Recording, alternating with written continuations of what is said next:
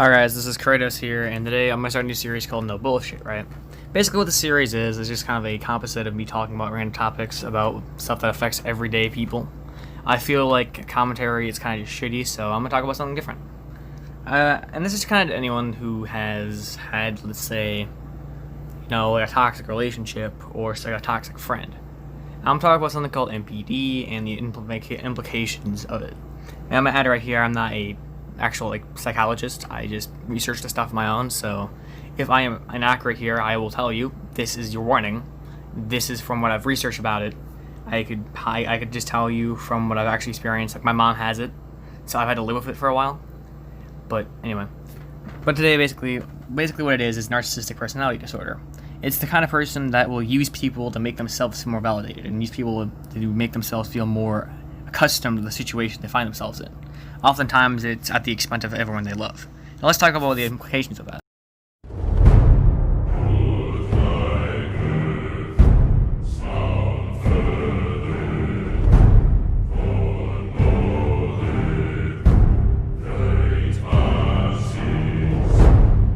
Alright, so Great Man Narcissism is the one I'll be talking about, which is basically where the individual finds themselves wanting to be better, because they know deep down inside they're still hurting and they don't want to heal.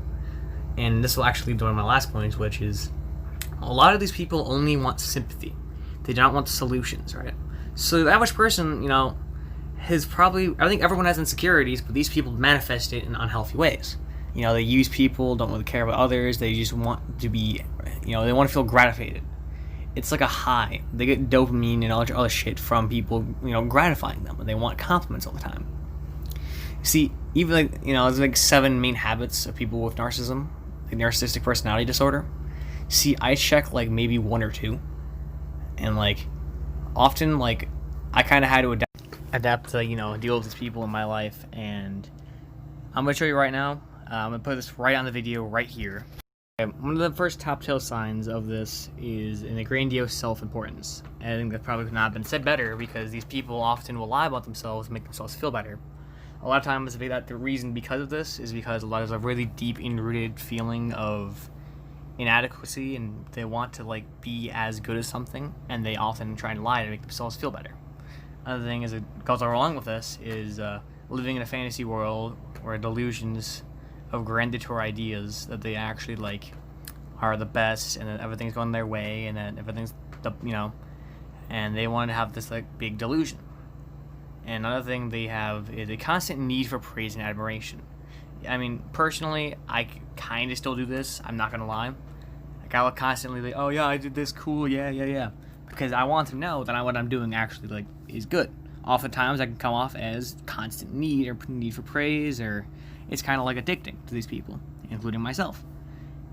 Sense of entitlement. You see, personally, I think that the sense of entitlement really comes from they feel like they're better than everyone else. They feel like they're entitled to have the best positions or anything else that comes their way, and they frequently demonize or bully others.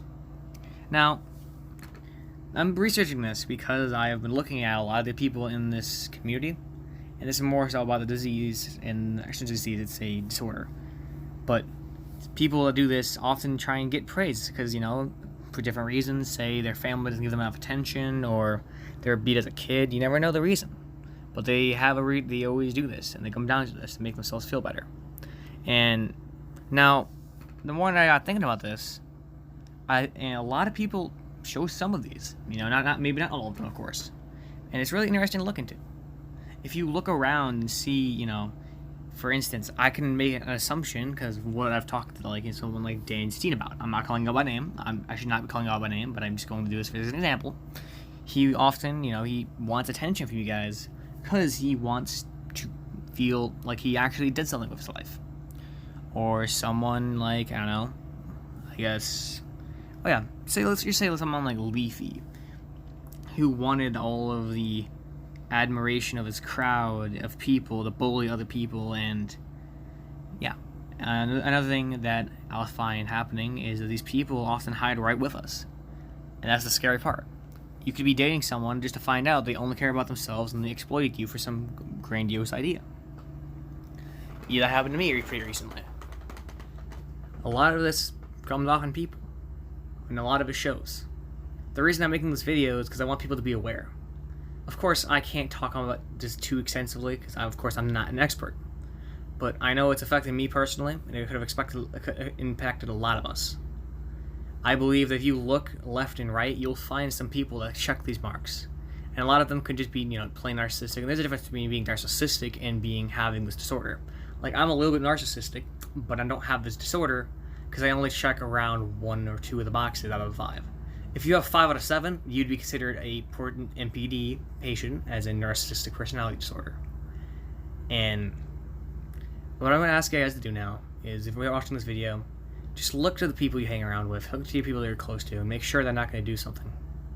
I got hurt from someone that was like this, that hurt me. I had a girl from a parent that was like this.